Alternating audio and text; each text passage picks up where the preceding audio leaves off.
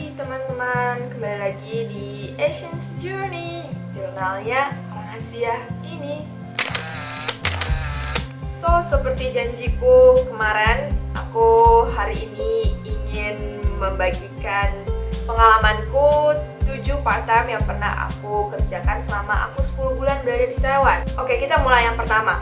Sambil aku jelaskan, nanti kalian akan mengerti gimana polanya orang di sana memberikan gaji kayak gitu. Jadi jangan di skip ininya karena ini cukup penting. Semoga kalian bisa lihat videonya sampai akhir. Oke? Yang pertama, aku pernah kerja di penjual dumpling. Jadi ini pekerjaan pertama yang aku dapatkan ketika aku pertama ke Taiwan. Aku dapat pekerjaan ini itu tuh sebelum aku punya kartu kerja. Waktu itu awal-awal datang aku cukup kayak butuh duit gitu loh. Jadi kayak butuh uang. Aku tanya sepupuku kayak ada nggak ya pekerjaan yang bisa aku lakukan untuk bisa setidaknya aku makan lah setiap hari. Jadi akhirnya dia tanya temennya, dan ini tuh tokonya temennya. Jadi kayak temennya kayak bilang, ya udah kamu nggak apa-apa kalau misalnya ada orang yang datang tanya, kamu bilang aja kita keluarga kayak gitu ya. Aku pertama datang ke Taiwan itu aku datang pas akhir Februari. Aku dapat pekerjaan ini tuh pertengahan Maret. Aku melakukan pekerjaan ini selama 2 bulan, dan setiap minggunya itu 2 kali. 2 kali itu satu hari itu 2-4 jam per hari. Dan uangnya itu dikasih dalam per minggu. Jadi kayak misalnya aku udah 1 minggu ini, misalnya 2 kali aku kerja selama 4 jam setiap harinya, berarti ada 8 jam. Nanti di akhir minggu, maksudnya kayak hari terakhir di minggu itu aku akan dikasih uangnya kayak gitu. Dihitungnya per minggu. Aku kerja di sini tuh cuman 2 bulan, jadi cuman sampai pertengahan Mei doang. Kenapa? Karena tempatnya ini cukup jauh dari sekolahku. Cuman karena waktu itu aku bener-bener kayak ya whatever lah, aku intinya harus kerja gitu. Akhirnya setelah itu aku dapat pekerjaan yang kedua. Itu disambilan dengan kerja yang di penjual dumpling ini, aku juga kerja yang pekerjaan kedua ini. Nah, di pekerjaan yang kedua ini yang aku lakukan itu adalah membersihkan rumah.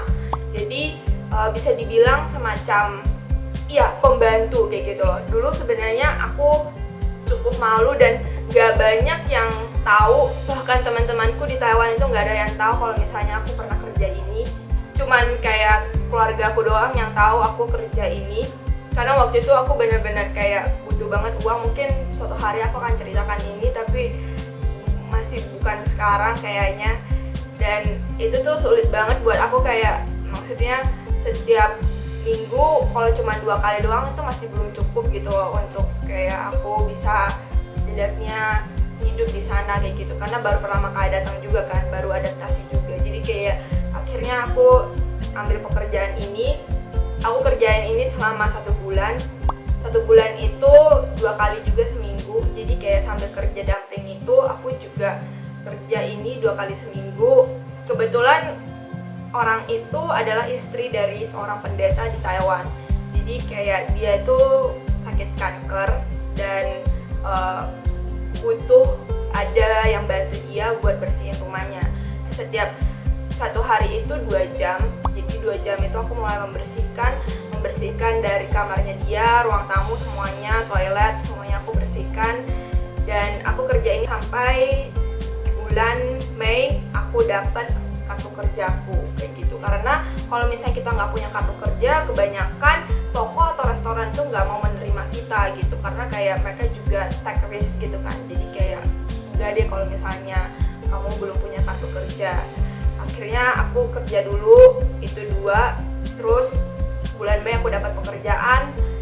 Akhirnya aku quit dari pekerjaan dari itu, bersihin rumah itu, karena dia juga membutuhkan ada yang bantu dia masak, sedangkan waktu itu aku belum bisa masak sama sekali. Jadi akhirnya dia bilang oke, gak apa-apa, kayak ya udah kamu gak apa-apa keluar aja gitu. Yang ketiga adalah aku kerja di toko steak. Jadi toko stick ini itu pekerjaan yang aku kayak kemarin bilang, aku jalan-jalan terus aku dapat pekerjaannya dari ini gitu. Maksudnya kayak aku jalan terus ada tulisan Seng itu, aku masuk ke restorannya, terus aku tanyain ke manajer di sana kayak ada butuh karyawan nggak part time gitu. Nah, satu yang kemarin aku lupa kasih tahu, kalau kita pelajar ketika kita masuk dan bertanya itu, kita harus bertanya seperti ini. 这里有需要工读生吗? 工读生itu artinya seorang mahasiswa yang mau melakukan part time gitu loh, seorang yang masih pelajar yang mau melakukan part time. Kalau kamu cuma bertanya di sini butuh orang nggak, biasanya mereka kebanyakan butuh yang full time gitu. Jadi kalau misalnya mau memastikan, kamu harus benar-benar bertanya di sini ada yang mencari mahasiswa part time nggak gitu. Jadi aku mulai masuknya itu kan bulan Mei ya. Itu tuh aku benar-benar cuman punya pengalaman kerja di toko dumpling itu doang sebagai waiters kayak gitu. Jadi kayak benar-benar aku masih belum bisa bahasanya dan aku juga belum ada pengalaman di dapur sama sekali gitu. Nah, terus aku tuh benar-benar bersyukur banget kayak aduh thanks God banget kayak si yang punya restoran ini mau menerima aku gitu. Aku kerja di toko steak ini cukup lama. Aku kerja mulai bulan Mei sampai bulan November. Jadi dari bulan 5 sampai bulan 11 itu tuh 7 bulan aku kerja. Dan seminggu itu ada 2-3 kali aku kerja di sana. Setiap harinya itu aku kerja dari jam setengah 6 biasanya sampai jam setengah 11. 5 sampai 6 jam. Nah, ada 1 jam biasanya kita istirahat makan malam kayak gitu. Oke, lanjut yang keempat. Yang keempat adalah aku kerja di hotel sebagai waiters di bagian ballroomnya. Ini aku dapat pekerjaan ini dari kakak kelasku. Jadi makanya aku bilang yang di video sebelumnya tanya temen itu juga sangat berguna banget. Jadi karena stick tadi itu menurutku kayak aku masih kayak kurang gitu, kayak setiap karena aku udah nggak kerja yang di penjual dumpling dan yang bersihin rumah, aku cuman kerja di stick ini seminggu cuman paling 2-3 kali doang, dan kayak kurang lah kalau menurutku.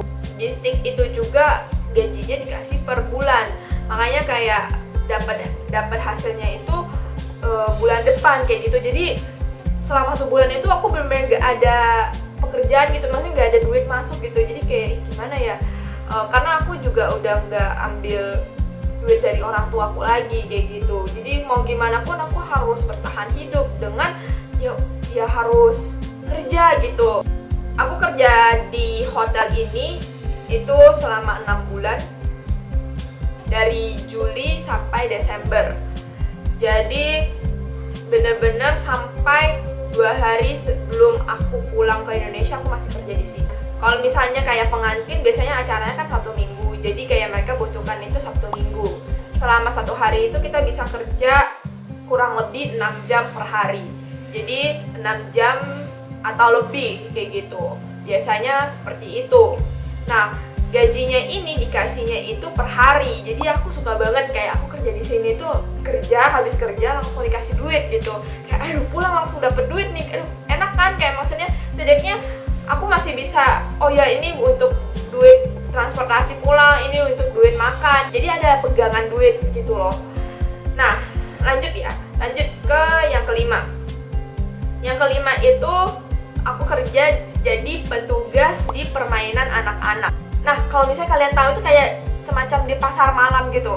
Jadi kayak di pasar malam kan ada permainan kayak misalnya biang lala atau apa gitu yang lain ya. Aku tuh yang jadi petugas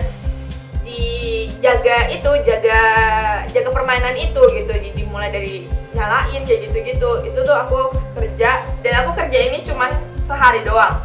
Aku kerja ini di bulan November karena waktu itu aku udah putusin untuk mau balik ke Indonesia.